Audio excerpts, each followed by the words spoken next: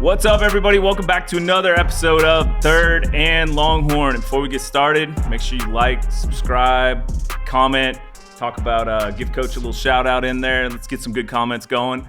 But folks, I'm really excited about this one. I know I've been pretty excited recently, but this is a big deal. I'm gonna go into the stats a little bit before I announce this. He has a 987 and 464 career record. 13 wins away from 1,000. Dang. They were the SEC regular season champions in 2025, SEC Coach of the Year, 2016 Baseball America National Coach of the Year, 2015 Big 12 Coach of the Year, 7-time Mountain West Conference Coach of the Year. I can keep going. There's just so it's insane. But it's incredible. Ladies and gentlemen, please welcome Jim Schlossnagle. Thank you so much for being here, Coach. We appreciate it. And we always start these off the same way with how did you get to Texas? So can you take us kind of through your career path and what got you here? Yeah, so first of all, appreciate being on with you guys, man. It's awesome what you guys do to promote all the sports, and I'm a huge fan of all the sports, and I don't have a whole lot. My children are grown, so I cheer on all the sports, try to attend to everything. So my journey, I was a pretty average college player at a little NAIA school in North Carolina, and my college coach called me in one day and said, "Hey, we both know you're not playing in the big leagues." And I was like, "Okay, yeah, I knew that."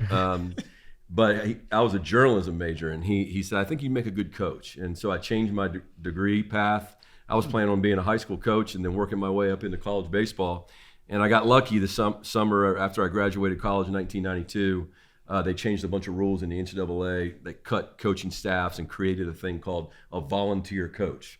And so a bunch of dudes lost their job because they were like, "Hey, you're welcome to come back, but we can't pay you." And so all those guys got out. Well, for a 21-year-old guy that just graduated college, I was like, I don't need any money. Yeah. I mean, I just want a chance. And so I got lucky. I got a job at Clemson. And so I worked at Clemson my first year, right out of college, 22 years old. We won the ACC tournament, went to the regional. And then my college coach became the head coach at Tulane. And I went with him to New Orleans, was there 8 years as an assistant coach. And then in 2001, we went to the College World Series. I got the head coaching job at UNLV. So I was 30-year-old head coach out in Vegas. I was there for 2 years, but I always kind of had my eye on being in Texas. And TCU was a place that wasn't very good in baseball, but it was a good school and a really good town. And I felt like if they tried to be good in baseball, they could be really good. So that was kind of, what I had my eyes on. And the job opened after just 2 years in Vegas, and got the job at TCU, spent 18 years there, went through about 4 different conferences. We ended up, we had our breakthrough moment was here at Dish Falk in 2010 and the game 3 against Augie and those guys. And then we ended up going to 4 straight World Series, 14, 15, 16, 17. And I loved my time there. Both my children graduated TCU. But when I turned 50, right after COVID, I loved it in Fort Worth. I just felt like, one of my favorite sayings in life is if you're not living life on the edge, you're taking up too much room. And so I was like, man, I love Fort Worth. I love TCU, but God, that SEC thing, man. Yeah. Like I really would just like to challenge myself. And I had spent 8 years at Tulane, 18 at TCU, so 26 years at small private school. And I was just like, what would it be like at a Texas or an A&M or an LSU, like where you have, there is no perfect place, right? There's disadvantages at every school and advantages at every school, but just wanted to try it out in the SEC, and things weren't, Texas wasn't in the SEC just yet. Coach Pierce was doing a great job, and had a couple opportunities to be in the SEC, and it just kind of timed up to go to A&M, and I went to A&M. With the full-on intention, honestly, of being there forever. I mean, no one makes a major job change like that at 50 and then says, I'm just going to go to the rival school 3 years later and get shot. Despite what some people may think, there was no ill intention. Yeah. I went there. The AD that hired me, we had a vision together of what Texas A&M baseball should become. And I felt like we did our end of the job by going to 2 College World Series in 3 years, playing for a national title.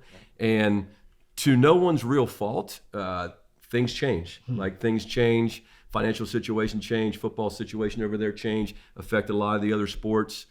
It's still a great place, but the vision that I signed up for, it changed, and so I had to make a decision at 53 or 54 years old, and I don't think I want a coach to be like 70 years old or any of that kind of stuff. So it's like, hey, if I'm going to do this 10, 12 more years, who do I want to align myself with? Mm-hmm. And it could be what's going on over there, or CDC, where and Texas, where there is no such thing as total uncertainty. I mean, total certainty. But having worked with Chris for 8 years, we went to 5 College World Series together in 8 years. It was a tough decision because I was emotionally tied to A&M and emotionally tied to the players, but I have a life too, and I have a career too, and so made the decision to be at Texas, and it's been great. I mean, it's been awesome. Austin's been awesome. The players have been great. Hired a great staff, and then to put the season together that we've had this year, kind of tops it all off. And we'd like to. It hasn't been topped off yet, I hope. But that's a long answer to your question. But I'm at Texas. No more job changes. My next move's to a lake somewhere for good. You'll never hear from me again. But right now, super fired up to be here in Austin. I love it. Let's talk a little bit about that development, though. You mentioned getting your first gig in Las Vegas at UNLV as a young head baseball coach, but the impact that you had to that program, I was looking at stats, I believe they had lost 6 of the last 9 seasons, or 5 straight going into whenever you first took over, and then you changed it literally year 1, and then year 2 on top of the world. And then you go to TCU, they had losing seasons. You're able to double, even triple the amount of World Series appearances and just regional tournament appearances that you were able to be a part of. A&M, same way. Number of wins that they've experienced postseason, you tripled that number as well. So it's a 2-part question. How did you get those programs to perform at that level so fast? And then number 2, with the history that Texas has, how do you plan to uphold that progress that you've experienced literally your entire coaching career? Yeah, great question. All 4 places, so UNLV, TCU, A&M, and Texas, first of all, I've inherited awesome core group of older players that, for whatever reason, whether it was culture or outside influence, like it just wasn't a positive situation. And so when you change the culture and you set a standard and you have a process for that, which we have a very, very clear, defined process of how we establish, maintain, and build a culture, and then you hold kids to a super high standard, and it's a positive environment, but it's also one with a lot of accountability. Then I think kids. I hate the saying kids these days. Like, that's such a cop out by parents and coaches. Like, kids these days want to be coached. They want discipline. They crave it. You may have to do it a different way. You have to. You don't just get to tell them do this. You do have to explain why, because they're knowledgeable and they have access to more information than they've ever had. But you set and maintain a culture. Hire a great staff. Obviously, recruit some additional players. Because you got to have the right Jimmies and Joes. But then you go out and play. And I think we have a sound system to what we do. We have a very defined process as to how we do everything, and how you do anything is how you do everything, and we stick with it, and we keep our head down and go with it from there. And then here at Texas, it's been 20 years since we won a national title, right? So I think the thing that is exciting about Texas in this moment is the SEC. And no disrespect to Coach Garrido or Coach Gus or anything, but college baseball has changed actually just in the last 5 years post-COVID. Yeah. So when Coach Gus and even Augie in the early years, when I was at TCU, like when you're competing for a national title, there used to be, in the 70s and 80s, there was like 5 or 6 schools that were invested. In the 2000s, 25. Now, 50. I mean, that's why, you'll see different teams in Omaha, like Coastal Carolina win a national title, or, TCU. When Coach Gus was coaching here, TCU wasn't committed to baseball. They didn't really make a commitment to it until we got there in 2004, and then we just kept building on it. So I think for us, it's understanding the league that we're in, and then just trying to get in a regional and then playing well when you get there. So we can't control 38 trips to the College World Series and what the expectation, the standard is the standard, all that kind of stuff. Like if kids, they know that. When you come here, you feel it, and you feel it in all the sports.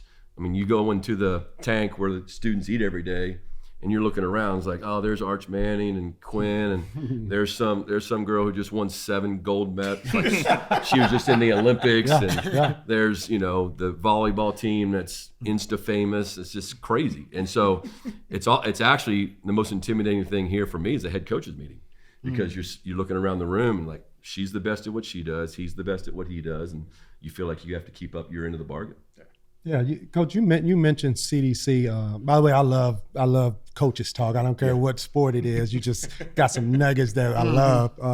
I'll hold those questions for later. But CDC, talk about y'all's relationships. We know coming from TCU, but we see CDC all the time, laughing, talking. Got personal relationships with him. Tell us a little bit about when did you meet him and how long you've known CDC. Yeah, I met him first when we were playing a regional in 2007 at Rice, and there was a rain delay, and he tried to get in the middle of the rain delay. He walked out on the field, actually. And I was like, he's got like a Tommy Bahama shirt on and linen shorts and flip-flops, and his water's this deep, and I'm trying to get the game delayed because we needed to not burn a pitcher. And here comes that guy next to Wayne Graham, and he's like, oh, we're playing this game. I was like, who are you? I don't even know who you are. So actually, that's 2007. So the very next time I see him in person is in 2009, fall of 2009, I think. And I've been asked to be the coach representative on the selection committee for the new athletic director at TCU. And so we're in some ballroom at a hotel in downtown Fort Worth, and he walks in and I open the door, and he looked at me and I looked at him, and he's like, don't hold that rain delay against me. And so we ended up hiring Chris at TCU. He lived couple blocks away from where I was, and how long was it at TCU? How long was? Yeah, I think it was there fall 2009-ish, okay. or 8 or 9. I can't remember if he was there for the Fiesta Bowl or not. We went Fiesta Bowl, Rose Bowl, and so he was there until 2017, I think. When we came down here, 2017 or 18, and so yeah, we just became close friends. Obviously, had a working relationship, but it was more than that, simply because he lived proximity to me, and we would go on walks in the morning or walks before football games, and that was really my time. I didn't need to have a head go meet with him to talk about something. That was my chance to talk about baseball and get stuff done, and also, we're good friends, so it worked out that way. Hey, Coach, pound for pound, let's take Jonah Williams out of the discussion. Best athlete on your roster, and pound for pound, best leader. Galvan's the best leader, and there's good ones. Schussler's a good one. Jalen in his own way, Dre Duplantier, Luke Harrison with the pitchers, but Galvan is he's like having that elite center in football or quarterback in football, and when your catcher is like this elite leader, it changes a baseball team because he's always got the ball in his hand, right? You can have your shortstop and that's good, but man, when it's the catcher and they're just this elite heartbeat of your team. That's when I had one at TCU named Brian Holiday, who when we won the Super Regional down here, he was all over the field. He played in the big leagues almost 10 years, and Galvan's that kind of player. Take best athlete, take Jonah off the field, obviously. That's too easy. That's too easy. I mean, Tommy Farmer's a really good athlete. I would say Adrian Rodriguez. Adrian Rodriguez is a sneaky good athlete. He's got good timing. He can play any position on the field. He can run. Straight speed in baseball has some value, but there's not that many times where you're running. You have to make turns, and you have to have some instincts as to reading the pitcher and going first to third.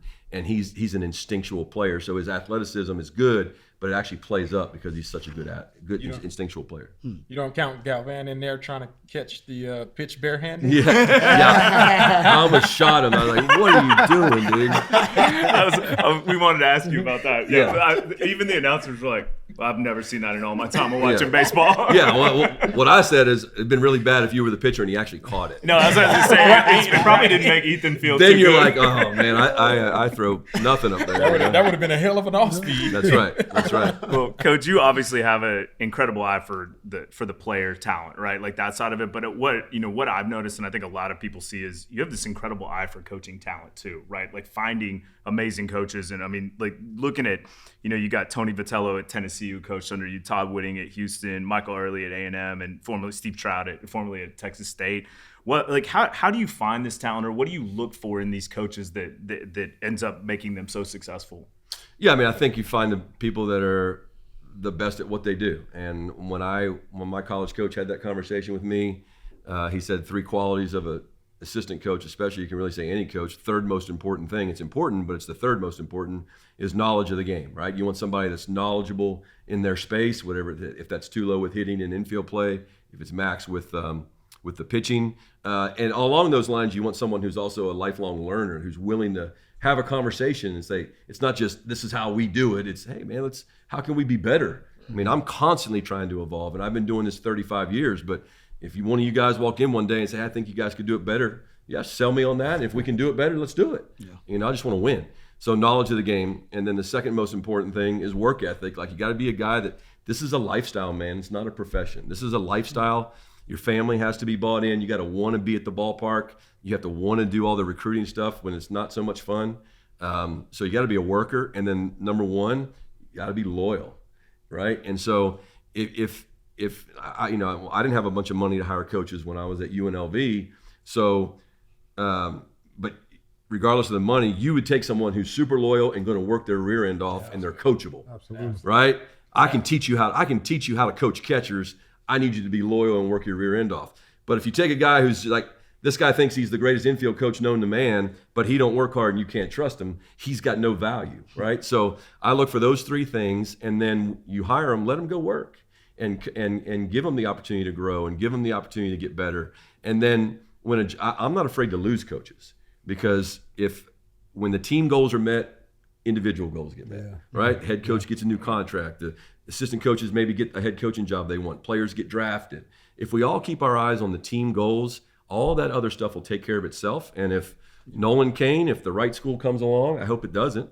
But if a place comes along and says, hey, it's a great job and a great conference, we celebrate that. Yeah. And I think when you name off those names, what that helps us do is just hire the next guy.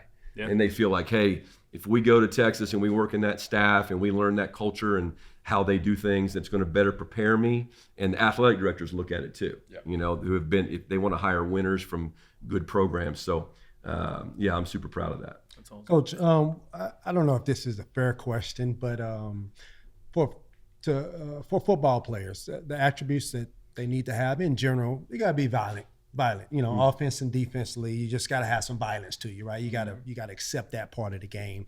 Usually that makes a good football player. What if a young person's watching this show? What kind of mentally and physically makes a good baseball player? Well, first of all, I love coaching guys that play high school football. I search for them. Okay. Many times we'll commit a guy in a sophomore, junior year. They'll be a 2-sport athlete, and they'll say, "Hey, Coach, how do you feel about me playing football?" The rest, because if you don't want me to play, they always say, "If you don't want me to play, I won't play. I want you to play." Like football players better than anyone understand the value of practice, because you practice so much and you play so little. Yep. And baseball, and when you're young now these days, they never practice and they play 1 million games. Yep. And I don't think that's necessarily good. And football players, they understand the value of competition, those football Friday nights in high school. And that's where you see Jonah, I'm getting off a little bit, but when Jonah's doing his deal and he's if you don't know Jonah, you think, why is he acting like that on the base? No, it's because he wants to win. Yeah. That's truly all he cares about. It doesn't matter if we're losing 8-1 or it's tie game. He's just locked in with his teammates. He's not trying to show up the other team. He's literally so focused on winning. Mm-hmm. And I think football players specifically do the best of that. And even guys in basketball, I would rather than be playing a competitive game in another sport than just another fall baseball game where no one's keeping score and kind of going through the motions. But in terms of what makes a good baseball player, physically, the cool thing about baseball is you don't have to be 6'4" and 220 and run, and run like Jonah. I mean, it's awesome if you are, and in the big leagues, a lot of those guys have become that. But baseball is actually it's such a game of between the ears, because you can do everything right on a baseball field and fail. So if Jonah puts that perfect swing on the ball, he can hit it at 106 and it goes right to the shortstop, and the box score says you're out. And some people say, oh, he didn't get a hit. He failed. You could also take the most brutal swing known to man, hit a 13 hopper down the third baseline that no one can get to, base hit. Yeah. And people say, he got a hit. Well, so the point is, you got to stay committed to a process. You can go 0 for 4 and still help your team win.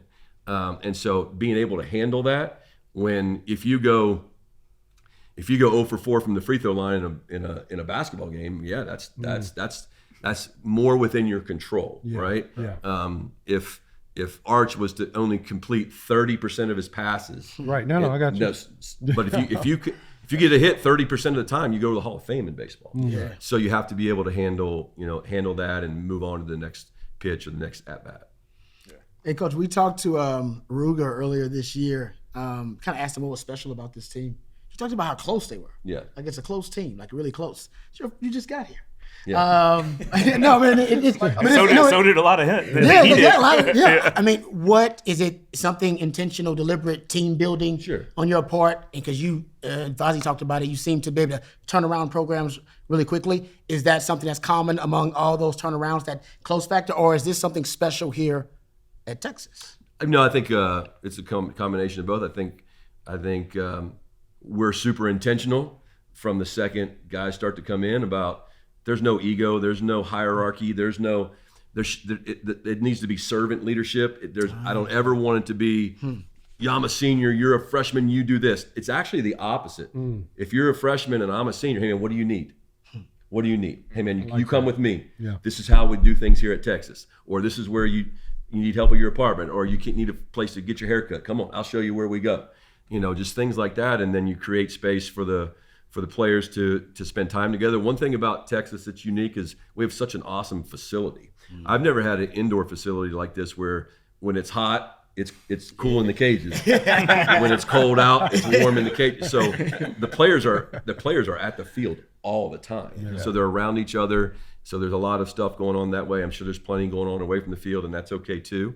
But we are intentional, and we through our mental game stuff and our sports performance coach, we do a lot of stuff in the fall, a lot of stuff in the winter. We stay connected over Zoom during Christmas break. We have a weekly Zoom call over Christmas break to keep guys interacting. And then, after that, you really got to give it to those older kids, Galvan, Schussler, those guys. And because when you're an older player, if you look down on the younger players, that's never going to work. You need those guys. Yeah. Mm-hmm. If Schussler, this is probably hopefully he gets a chance to play pro ball, but this is probably his last round of baseball. He needs Adrian Rodriguez to get to where he wants to go. So you better, lift him up and support him and hold him accountable, but be a great teammate. Piggybacking off of that too, we've seen how this team has kind of galvanized, pun intended, around some of the injuries that you all have experienced, right? You lose obviously one of your top pitchers. For a little bit over a month and a half, you lost one of your best hitters as well.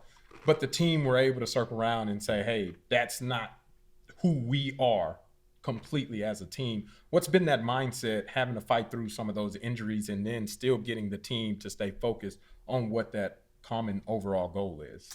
Yeah, it's just you talk about it we talk about it all fall. Like it's going to be, your season's going to be defined by how you handle the bad days, like how you handle adversity, whether it's self-imposed adversity, if we play poorly and get swept in a series or lose a game, or whether it be stuff outside of our control. So we talk about it leading up to the season, the equation E plus R equals O. The event plus the response is going to equal the outcome. Most of the events we can't control. Max Ballou dives for a ball and breaks his thumb. Jared just out of nowhere, he's sore a little bit and all of a sudden just really wrecks his shoulder. Those are the events. The response, we can control that, right? It stinks, man. It's brutal. some of those injuries are super emotional because you feel for the player and you feel for your team. But the sun's coming up. We got a game, And so the mindset we had this T-shirt made, and on the front it says "Win anyway." So Max goes down, win anyway. Yeah. Just freaking win anyway. Who cares? Who cares? We can't feel sorry for ourselves. There ain't no AAA. There ain't nobody to call up. Right. This is the team. This is the team we have. So the front of the shirt says "Win anyway," and the back of the shirt says "Win anyway." So we might not be able to hit homers. Well, if we lose Max, that's fewer home runs. But maybe we can run bases. Maybe we can get a bunt down. Maybe we just got to play great defense and pitch and win 4-2. So just keep moving forward is basically the mindset. DJ's doing exactly what I'm doing over here Right now. now. I see him taking notes over there. I got The E plus the R T-shirt. Gotta get that in there. Yeah. I want one of them T-shirts too. That Third and win anyway. Longhorn win anyway. Yeah, we gotta have one of those. So I wouldn't disrespect to go to You're good. DJ. We gotta write these good notes Slash down. been here for less than a year, and he He already dropping got science. slogans ready. Come on, Coach, you man, you're a perfect fit here at the University of Texas. I've heard you've had some conversations with some people that built some great things here. The standard is the standard, like Coach Mack Brown. Had a conversation with him. Why call people like that? What does that do for a coach like you coming into the University of Texas? Well, first of all, the day that all this craziness went down, that 24, 36-hour period, I received a lot of text messages. Some good, some not great. But two that I got, one was from Kirk Herbstreit, who's a good friend of mine. And he was like incredibly supportive, thinking about what he goes through every time he's got to make a pick for the CFP, whatever those rankings and different things. He just gets blown up all the time. But he's just been a good friend. But I get a text from a 919 number, Mack Brown. And I'm like, holy cow. And he went through and he's just talking about, you're going to love it there. This is what Texas is all about. This is, awesome, just encouraging. Yeah. And then what was really cool was about a week or two later, I had to go to Raleigh, North Carolina, to go to watch some of our signees play USA Baseball in Cary, North Carolina. And so, and I got rained out. I got rained out a whole day.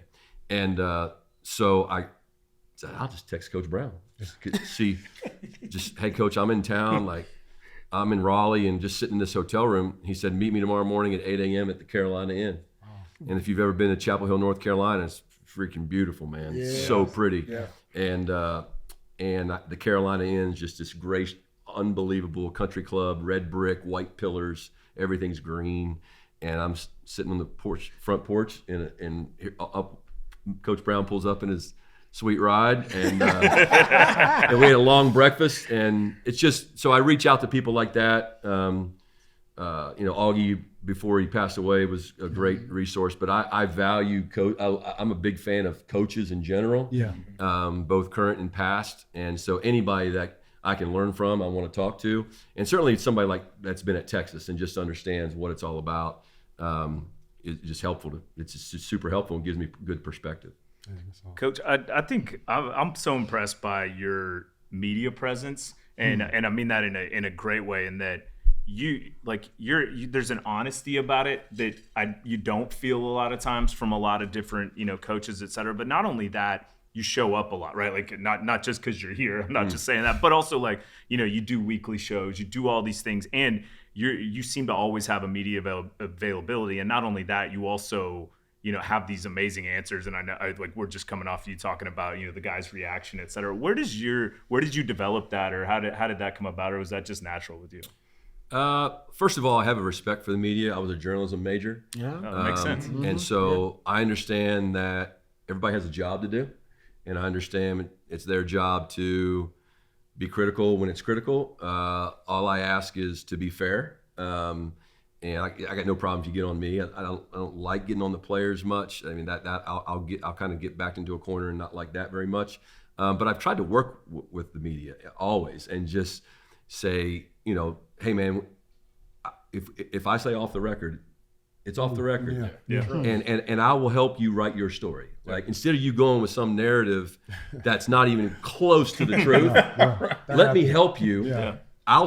if I can tell you something, there'll be some things I can't tell you. Right. But there might be some things where off the record I can say, hey man, this is what's going on. So don't be beating this guy up so much. Or this is, you can get after me if you want. And I think when you do that and you're like, and you understand that Kirk Bowles has a job to do or whomever, then it'll get a little bit of benefit of the doubt when the time comes. And then, I mean, I have been doing this, I've been doing this a while, so I've also screwed up. And so, and I've also said the wrong thing at the wrong time. Like I screwed up the World Series this past year in a big way. I should have handled that question better after the championship game. No excuse. But anyway, I also feel like if you want I really want the fans to come to the games. Buying tickets isn't enough. You have to actually come to the game or give the ticket to somebody who will. And I think people are more willing to do that when they feel like they know what's going on and they have a relationship with the coach or with the team, and therefore it creates more of a bond. They still may get mad, and I hear it over my shoulder, like, when are you gonna take him out? And I'm gonna. Just give me a second till the guy gets loose. But that's okay, man, and that's I'm just pretty transparent for the most part, and I don't have a problem being like that. Yeah. Hey, Coach, every baseball player, coach I've ever known, you guys are really superstitious. What's the wildest superstitions happening right now in that locker room? Can they be revealed? And if don't mess up anything, they can't be revealed. Right. Keep it. What's your favorite superstition then? Or what? Oh man, I actually, I like to say there's no superstition, there's only routine. Okay, write it down. And truly, that's baseball. Especially in the major leagues, think about 162 games. Oh, yeah. Think about 162. Wow. 5-6 months, plus 30 in spring training, plus you play another 20 if you're on a good team in the postseason. So you do the same thing every single day. And so baseball players specifically find comfort. There's so many things you can't control. One of the things you can control is your routine, your preparation. What does that look like? And you'll never find consistency on the field if you're inconsistent away from the field. So I think baseball players get a little bit of a bad, rap on superstition. Superstition would be something kind of outlandish that if this doesn't happen, I can't play well. Yeah. Going back to the routine, like you can't panic if it rains and your routine gets messed up. As you get into professional baseball and you get married and you have children, and now hope my kid's sick, my wife's out of town, now my routine's getting messed up. So you can't be such a slave to it that it keeps you from being successful. But in terms of superstition or different things for me, I mean, nothing that much. I call my children before every game. I like to hear their voice before every game. I've done that since they were super little, unless they were at the game with me. But outside of that, sometimes people see me eating fruit in the dugout. That's actually only because I can't eat after games because I'm so wound up. The adrenaline. And if I eat the freaking stuff those dudes eat, our players eat, I'll weigh 600 pounds. So if there's a banana or an apple in the dugout, that's just what I eat to keep me full during the course of the game. So I don't really have that many superstitions. I'm sure there are players with some, and I try to stay out of the locker room. No, when we asked Ruger though, what does Coach preach about? He said routine. Routine. Yeah, routine. Yeah. I mean, you are what you repeatedly do, man. You have to find comfort in that, control that, because there's so many things in the game you can't control. Speaking on routine, and this is my last one. I know we're getting close on time, but postseason play, right? So in football, we always was like, hey, it's time to turn it up another notch, right? You get to the NFL, and it's only that many teams make it. You got this chance for the Super Bowl. Everybody's locked in, right? You say that about the season, but then whenever you get in postseason, it means a little bit more. Is that the same approach, or do you have just that routine of, hey, this is still the same game. It may have different implications, but it's still what we do. What's that kind of conversation that you have with your team after you play the SEC tournament, after you played the SEC regular season, and then getting prepared for postseason? Yeah, I'll tell you exactly what I told them, is that you'll want to type this one. Separations in the preparation. Okay. So when we lost that game, we got back to the hotel, and we have all this time between that was Thursday evening, and we don't play again until the following Friday. are we going to spend that time or are we going to invest it? Like, how are you going to invest? So that's the preparation part. Like, what do you need to be ready? Is it a swing thing? Is it nutrition? With Ruger had gotten sick and he lost 7 pounds. Ruger, you need to get your weight back up, dude. Come on, this is not acceptable. Hydration, sleep, rest. If I tell you it's an off day, don't be playing 18 holes of golf. Like, get some rest. There's nothing more important. So I want them to double down on the preparation and the intensity of practice. But when we get to the game, we just play. Easy. Yeah. Just play. Like, so there won't be any big speech before Friday's game other than go do what you do. We do this every day. We call it an opening day mentality. How does everybody feel on opening day? How do you feel on opening day of football? My body, for the most part, feels pretty good. Yeah. No one's dropped a pass. No one's got a penalty. And then as soon as you start to play, negative things happen. And the negativity affects what goes on the rest of the season. Why does that have to be that way? Right. It doesn't. It's human nature. So that's why we call it. You hear our players talk about it's opening day, man. Happy opening day. If you walk in our locker room on Friday, you'll hear a bunch of guys say, "Hey, man, happy opening day. Happy opening day." And so you just kind of have that. I want them to be intense in their preparation, but loose when we play. I love that. I love that. So, everybody's got a good feeling on opening day. You're right. The whole locker room feels good. Yeah. There's so much optimism. Everybody, I love that. Love that. I mean, and the key in baseball is it's way easier said than done. You just got our doors blown in on Friday. You just got our doors blown in Saturday. Can you just reset for that day and give you a chance to win a ball game? And that's what really the postseason is going to be about. Coach, last question for me. Culture. When you talk about culture, you talked about it earlier in the session. How important is culture? Is it just the players? Is it just the coaches putting it on the players to make sure that they do it? But when you talk to Sark, when you talk to Coach Mack Brown, you talk to all these great coaches. Culture is a big deal. When we have other athletes on this show, culture is the number one thing that them getting together and having that camaraderie. So off the field, like you said, it's balanced off the field. You can do it on the field. Tell me about culture. Because everywhere it's not a coincidence that everywhere you've been, Coach, some good things have happened. So we have a very defined process, MVP process. We have a mission, we have a vision, and we have core principles or core values that which we live by. The mission is to help each and every person within the program become the very best selfless version of themselves. It's been the same at TCU. It's been the same at A&M. If I can get Jonah Williams and all those talented players become the very best selfless, team first, selfless version of themselves in all areas of their life, the coaching actually ain't gonna matter that much. I just gotta make sure the freaking Gatorade thing's out. That's literally right. That's the mission. The vision is where we're trying to go. Obviously, College World Series, national championship.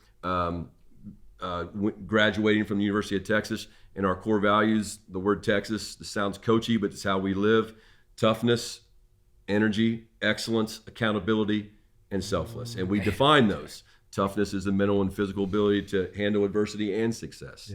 Accountability, do what you say you're going to do. Right? So we define all those, and I can promise you, if you brought any player in here right now and you said, what are the core values at Texas, and define them, if they can't define them, I quit.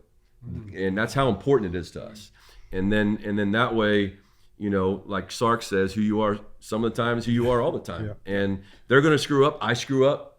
It's okay. If our players, they can pop off to me and hold me accountable, I want them to. We all hold each other accountable. But I think culture is also defined by your worst moments. Like, how do we handle getting swept at Arkansas? How do we handle getting 1-and-out in the SEC tournament, right? And so that's the one thing I'm confident in, and I think that's our anchor. And if you always have something to go to, then you can stay on course. So, a quick recruiting question, Coach. Football is national sport, and baseball is a pastime of this country. So they're playing great baseball all over this country, but there are these little pockets of talent. Especially with football, like DFW, right. It's like exploding with talent. Atlanta exploding with talent. Where are the pockets of talent for baseball in this country? Like where are those little pockets at? Yeah, I mean, there's a lot of them now, man. There's kids playing year round, and obviously the state of Texas, from Houston to there's good players. High school baseball in Austin, DFW, Florida, the Carolinas, Southern California. up the upper Midwest now starting to have really good baseball. So it used to be just Florida, Texas, Southern California, and the the warm weather states. But now, in the Carolinas, you have multiple teams going to the regionals, going to the College World Series, and they're full of, from Clemson to North Carolina to South Carolina, Coastal Carolina. There's a lot of great players in that area. Atlanta. So really, through the southern states, I guess, be the hottest spots. Okay. Well, Coach, I know you gotta get out of here, but I gotta ask one super important question before you do leave. So, one of the best parts about going to the games is listening to all the guys' walk-up songs, right? Yeah. Like we got a lot of Latin flavor this year. Then you got Gasparino coming out to like Damian Marley, and then you've got Kimball Schusler coming out to Working 9 to 5. Yeah, I'm not on that. But we asked Calvin Schiraldi this, and he said he would have Johnny Cash's "Hurt," which is like the most depressing song I've ever heard. But what would be your walkout song? Your walk-up song if you had one? First of all, there are a couple coaches in our conference that have, like, when they go change the pitcher, they have their own song. If you ever see me do that, just freaking pull the trigger. So I'm not a big. I don't even know most of our players' walkout songs. But if it was gonna be, oh my gosh, you had to pick one. If I had to pick one, I got a really good buddy. He's a country music singer, and one of my best friends named David Dow. He's got an awesome song called "Good at Tonight." So I would say that would be that. I want to be good tonight. There you go. In the shadow. Right there. My boy D Now. Yeah, there you go. Great musician. Awesome. Well, Coach, thank you so much for taking the time. This has been super fun, and we're really excited to watch you guys as we go to the postseason. So appreciate you coming, and hook 'em.